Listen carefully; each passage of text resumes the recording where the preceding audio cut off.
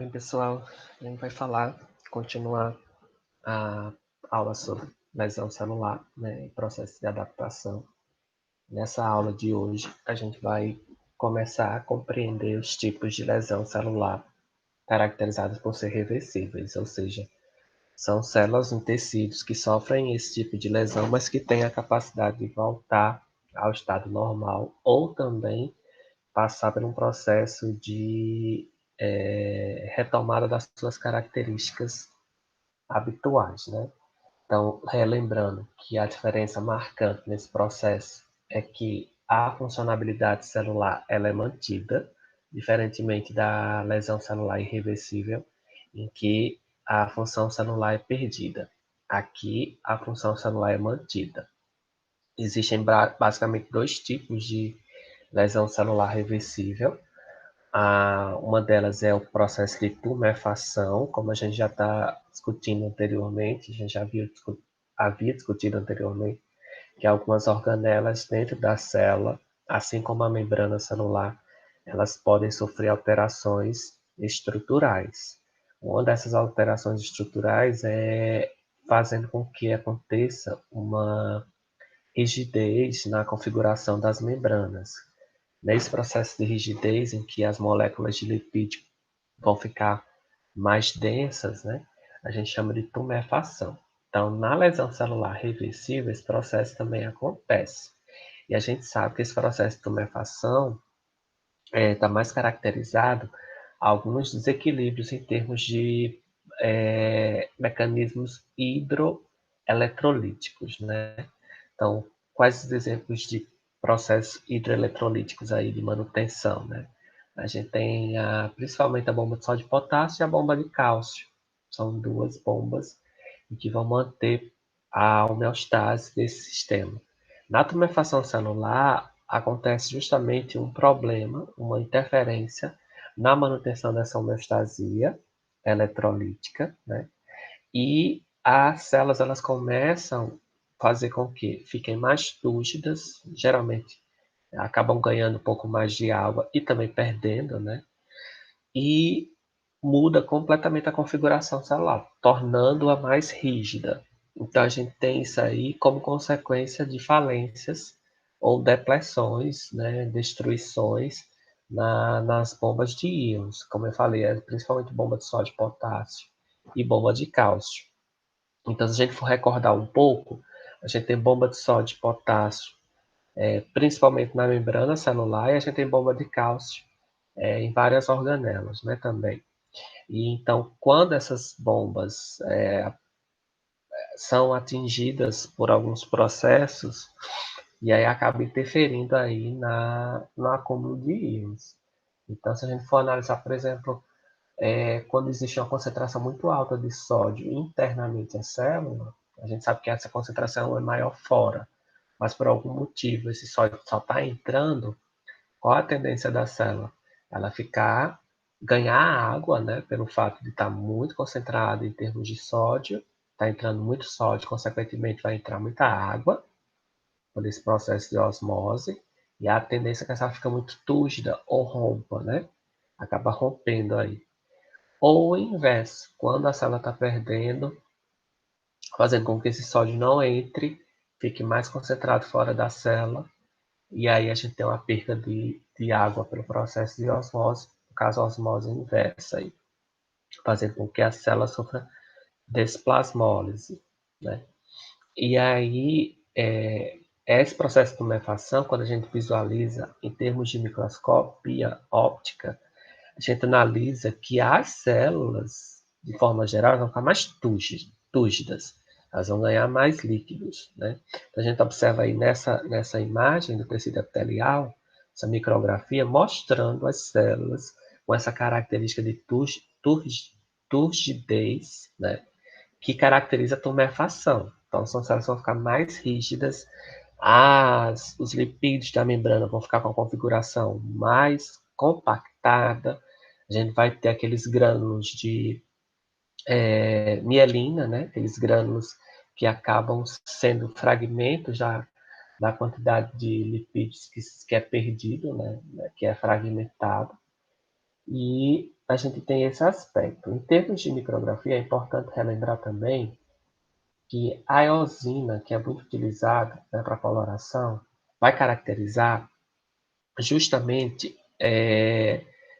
tecidos em que vai acontecer esse processo de tumefação, deixando o tecido com característica mais rosa, né, um aspecto mais rosáceo. Tá? Então, a gente está vendo aí esse processo, que seria um tipo de lesão reversível. Nesse outro exemplo, a gente está vendo outro tipo de lesão celular reversível, que a gente tem uma característica, uma denominação diferente. Aí a gente chama de degeneração gordurosa. Vai acontecer principalmente em consequência da falta de oxigênio, tá? Ou pode ser também por interferência de substâncias medicamentosas ou substâncias tóxicas. Na verdade, substâncias tóxicas, essas que são de origem mesmo tóxica, ou substâncias que são metabolizadas e acabam sendo tóxicas. E aí o que a gente vê em termos de característica, né, desse tipo de lesão? A gente vê uma manifestação muito acentuada de vacúolos, em que esses vacúolos vão armazenar substâncias gordurosas. Aí a gente chama esses vacúolos de vacúolos lipídicos. Quando se faz a coloração desse tecido, é observado que uma prevalência muito significativa de manchas brancas, digamos assim. Essas manchas brancas são os vacúolos lipídicos, né? Então, o corante ele não vai interagir com esse lipídio que está dentro do vacúolo e acaba ficando com esse aspecto esbranquiçado. Perceba que ao redor a gente tem a presença de eosina, né? Muito significativa, que é essas dimensões róseas, próximos, desculpem, ao vacúolo, tá? Nesse caso aí, a gente está vendo um tecido retirado do fígado, justamente por ser um órgão em que é destinado ao armazenamento de substâncias lipídicas, né, que o fígado pode armazenar lipídio, assim como o coração também. E aí a gente está vendo o famoso quadro clínico de esteatose hepática, que é quando o fígado ele está com acúmulo de gordura acima do normal, né? Aí a gente chama de esteatose. Então todos os hepatócitos eles vão ficar com aspecto de dilatar em termos, porque vai ter um vacúolo aí armazenando gordura, e basicamente as células elas vão se resumir na prevalência de vacúolos, né? E aí acaba não tendo seu papel funcional adequado, né? A função ela é mantida, mas não vai ser adequada. Qual a função principal dos hepatócitos? É armazenar a glicose e transformar em glicogênio. Nesse caso aí, a gente está vendo que essas células elas vão fazer um processo que não é característico de sua função, que é deixar de armazenar a glicose, transformando em glicogênio, né, estocar glicogênio, e em vez de estar estocando gordura. Então, a gente vai ver que na via bioquímica, o que acontece? Esse glicogênio ele é convertido em lipídio. Né? Por quê? Porque está havendo um desequilíbrio aí na função, fazendo com que a célula deixe de armazenar glicogênio e converta ele em lipídio. Tá? Esse quadro clínico a gente chama de esteatose hepática. O que é que pode causar? A alimentação, o próprio uso de substâncias tóxicas, substâncias medicamentosas. A gente sabe que, por exemplo, o alcoolismo, o uso de álcool é um dos fatores nocivos muito propício a gerar esse quadro de lesão, né? Então é até uma questão prática quando o indivíduo deixa de usar álcool, né, de ingerir álcool. Aí esse fígado ele pode entrar numa via de reversão. Então as células elas podem deixar de acumular os lipídios e tornar-se uma célula normal. Agora, lógico, depende do estado, né, em que esse fígado vai estar. Se é um fígado que já está no quadro de esteatose, dificilmente essa lesão vai voltar a ser, a tornar as células viáveis, né? já caracteriza um quadro de lesão reversível. Já. Aqui é um vídeo mostrando como acontece o processo de acúmulo de substâncias gordurosas. Esse vídeo ele é feito real, né, mostrando uma célula adipócita, é uma célula que guarda gordura, e a gente percebe que essas moléculas em branco são mitocôndrias. Perceba essa região que está ficando esbranquiçada, é justamente a região em que está havendo acúmulo de gordura. Tá? Então vejam que vai aumentando essa quantidade de gordura na célula, né? E a tendência é que essa célula, a princípio, ela sofra um processo de adaptação, né? Vá fazendo com que essa gordura ela não interfira na funcionalidade, fazendo de tudo para essa célula se adaptar. Caso essa célula, esse fator nocivo, né, que está gerando esse acúmulo de substância gordurosa, ele permaneça em uma alta frequência, em uma alta intensidade, aí essa célula entra no quadro de lesão. Qual seria especificamente esse tipo de lesão agora? Seria a lesão reversível do quadro do tipo degeneração gordurosa. Tá? E aí a gente sabe que se essa lesão, aliás, desculpem, se esse fator que está fazendo com que a célula acumule gordura persistir, a tendência é que essa célula entre no quadro de lesão do tipo irreversível. Aí sim a funcionalidade da célula vai ser totalmente perdida e ela vai entrar no quadro de morte celular. Até então, essa célula aqui ela ainda é viável, porque a gente está falando em processo de lesão celular reversível, tá? E aí a gente entra caracterizando um dos tipos mais recorrentes de lesão celular irreversível, que é a necrose. A necrose, como a gente já vem discutindo, ela vai ser caracterizada por apresentar modificações estruturais na membrana, tanto na membrana celular como na membrana que envolve as organelas, resultando o quê? No processo de desnaturação proteica, né? E ao mesmo tempo, essa desnaturação proteica ela vai desencadear uma resposta que vai ser o extravasamento do líquido intracelular, liberando essas enzimas que estão presentes no líquido intracelular e também liberando substâncias indutoras da inflamação. Então, a gente sabe que uma característica da necrose é ter inflamação na região. A gente vai ter alguns padrões de necrose. Esses padrões de necrose eles podem ser visualizados tanto no aspecto macroscópico como no aspecto microscópico.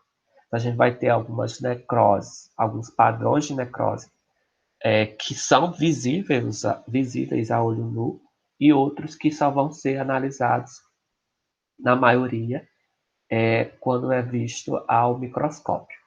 O primeiro padrão é denominado de necrose coagulativa.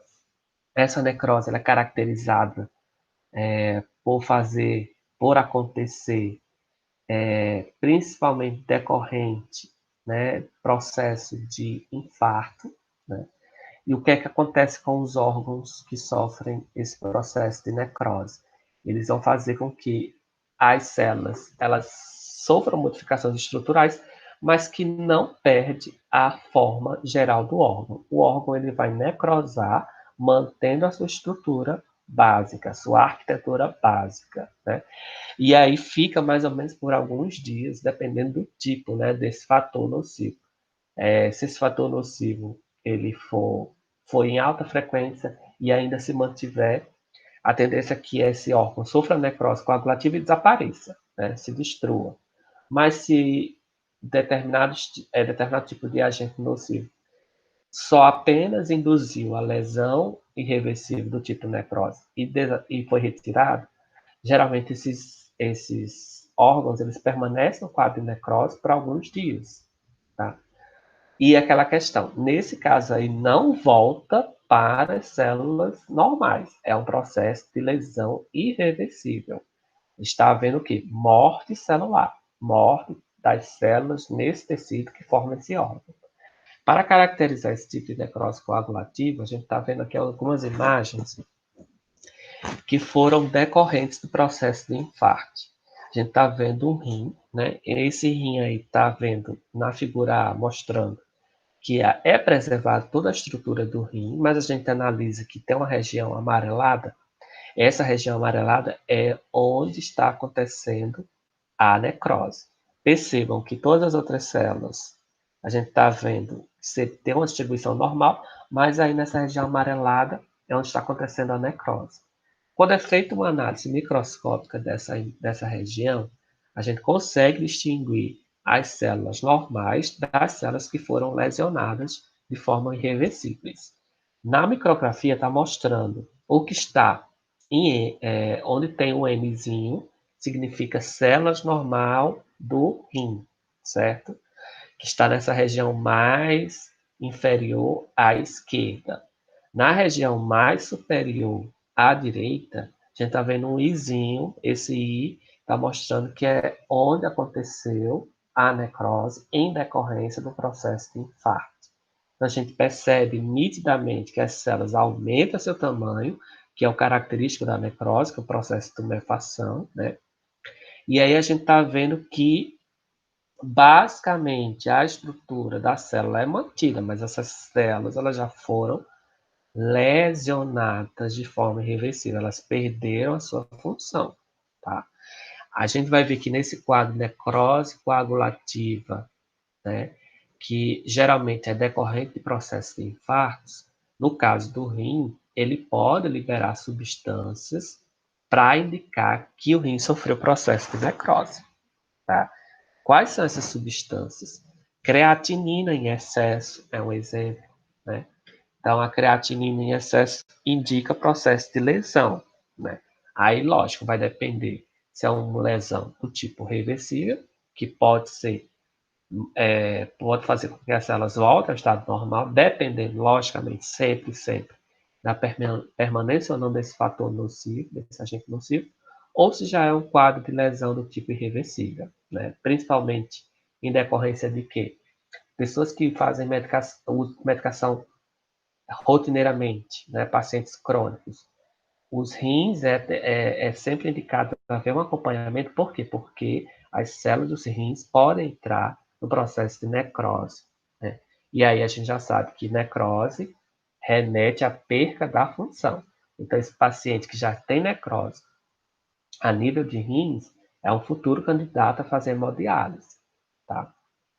Esse é o primeiro padrão necrose coagulativa. O segundo padrão, a necrose que a gente considera liquefativa.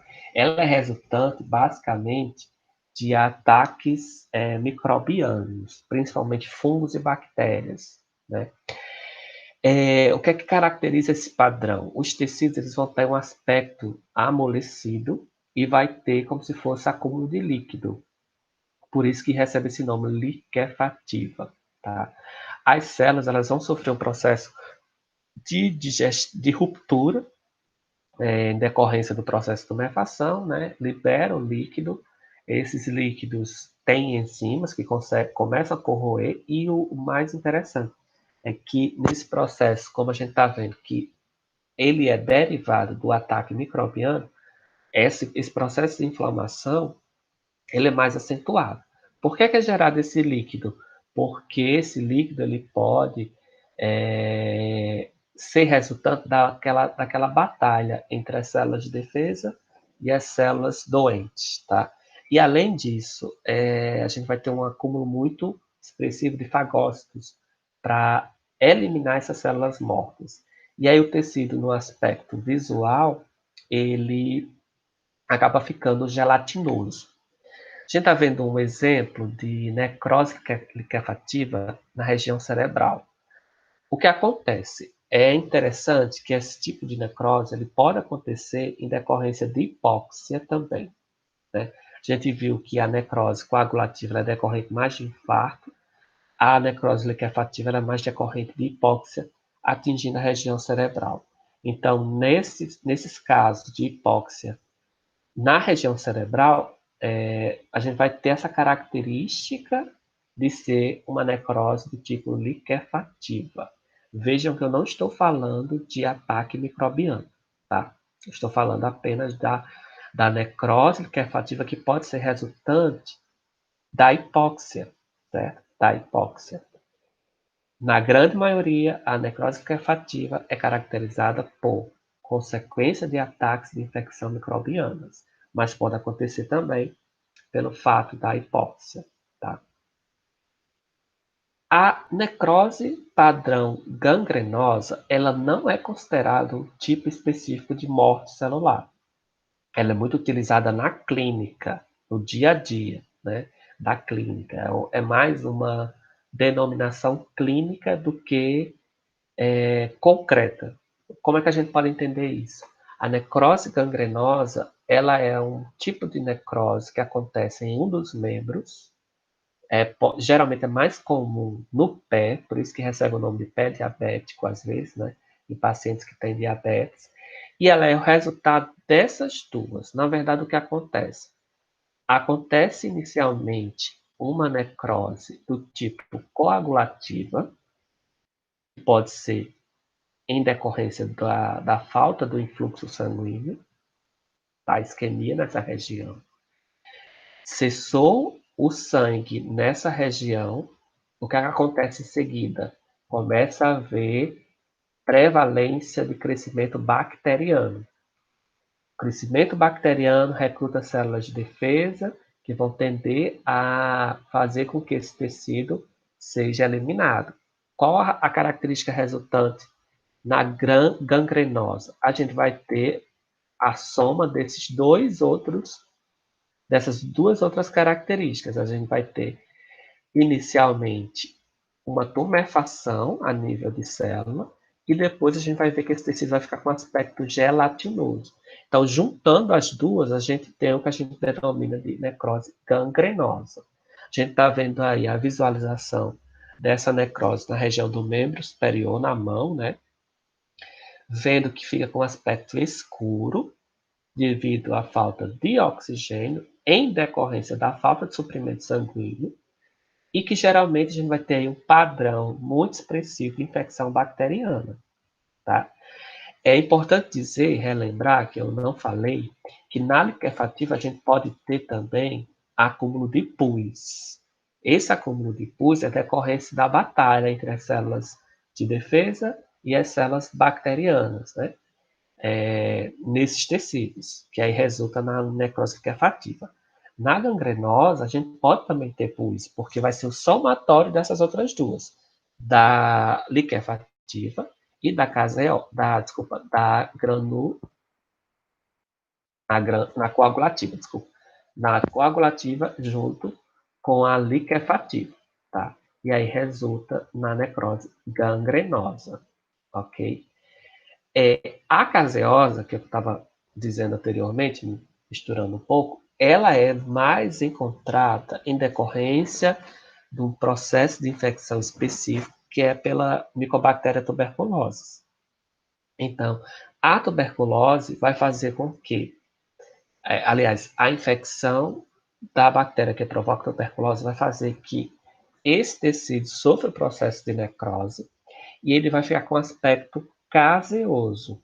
Esse termo caseoso, ele remete à aparência de um queijo, tá? Ele vai ficar as bordas esbranquiçadas e o centro vai ficar gelatinoso desse tecido, tá? E vai ficar com aspecto friável. O que é isso? É quando você pega, toca naquele órgão, ele fica como se fosse gelatinoso, fica como se fosse também meio gosmento, tá? Então, esse tipo de necrose é em decorrência, em específico, né, pelo ataque da bactéria Mycobacterium tuberculose, que gera tuberculose.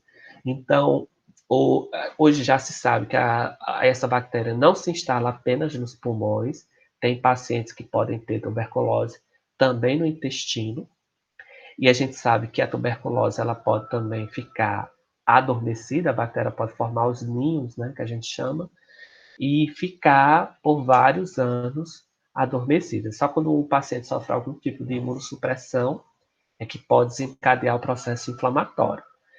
Esses casos em que acontece o processo de necrose caseosa são casos que a bactéria tem uma alta patogenicidade, né? Acaba provocando isso de forma mais rápida, ou depende muito do estado clínico do paciente, tá? Esse seria mais outro padrão de necrose. Outro padrão que acontece mais naqueles órgãos em que estão destinados a acumular gordura é o tipo característico de ser uma necrose gordurosa.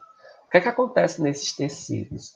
As células, à medida que vão sofrendo morte celular e que vão rompendo o seu conteúdo intracelular, elas vão liberando enzimas que estão envolvidas no processo do metabolismo dos lipídios, que são as lipases. As lipases destroem os lipídios, rompem os lipídios.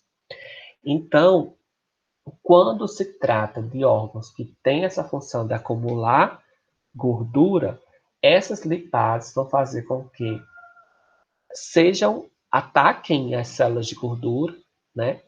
E rompa esse conteúdo intracelular, principalmente dos lipídios que vão estar na membrana, tanto das organelas como da própria membrana celular. E aí acaba havendo esse processo de destruição e de morte celular. A gente está vendo aí nessa imagem um tipo de necrose gordurosa na região do pâncreas, tá? Na região especificamente do mesentérico. A gente percebe bem, né, que essa necrose tem um padrão, que a gente consegue perceber esse acúmulo de gordura. A gente vê que as células, elas vão ter, as células no tecido como um todo, vão ter um aspecto esbranquiçado, amarelado, né? E, como eu falei anteriormente, acontece muito nessas regiões em que estão correlacionadas com acúmulo de gordura, tá? Com acúmulo de gordura. Pode acontecer no fígado? Pode, porque o fígado também é um órgão que pode armazenar gordura. Mas o pâncreas, ele está mais relacionado com o metabolismo do, das gorduras, né? Ela está muito correlacionada com a questão da vesícula biliar. Então, a gente tem uma conexão dos ductos aí que proporciona aí que aconteça esse tipo de necrose mais frequentemente no pâncreas. Por fim, a gente tem esse outro padrão, que ele é resultante do ataque do sistema imunológico.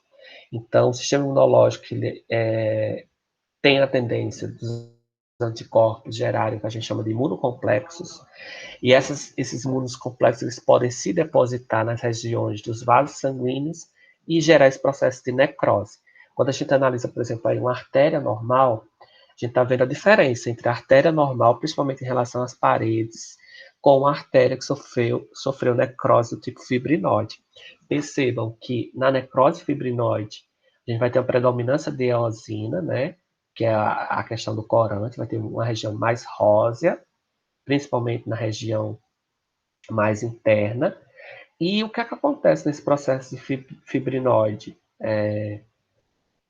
Acarreta o quê? Acarreta geralmente uma rigidez dos vasos sanguíneos, interferindo diretamente no processo de fluxo sanguíneo, circulação sanguínea. A gente está vendo que ao lado dessa micrografia tem um infiltrado inflamatório. Esse infiltrado inflamatório é resultante da resposta imunológica.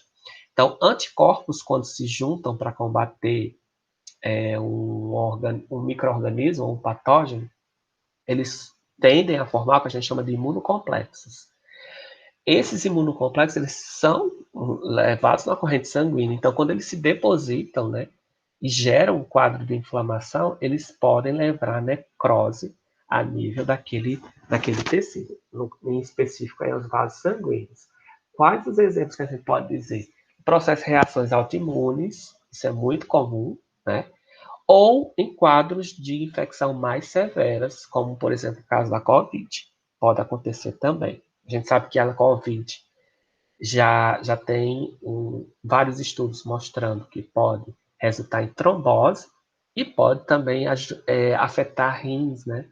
Então, um dos fatores que afetam os rins é o acúmulo de imunocomplexos, de reação, da reação imunológica, além também dos fatores de inflamação, que aí é outra questão a ser abordada. Tá? Gente, A aula é uma aula mais curta, né? Porque a gente já estava terminando a apresentação de forma geral. Tem uma atividadezinha que é para identificar lâminas e eu vou fazer juntamente com vocês na semana que vem, tá? Então eu queria que vocês fossem dando uma olhada sem olhar o gabarito que está no final, tentando caracterizar essas lâminas.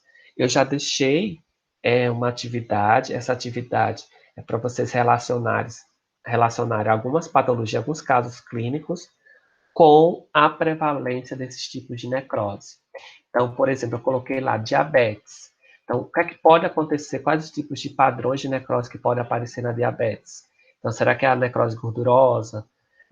Ou será que é mais comum a gangrenosa, né? Que a gente já sabe, no caso especificamente do pé.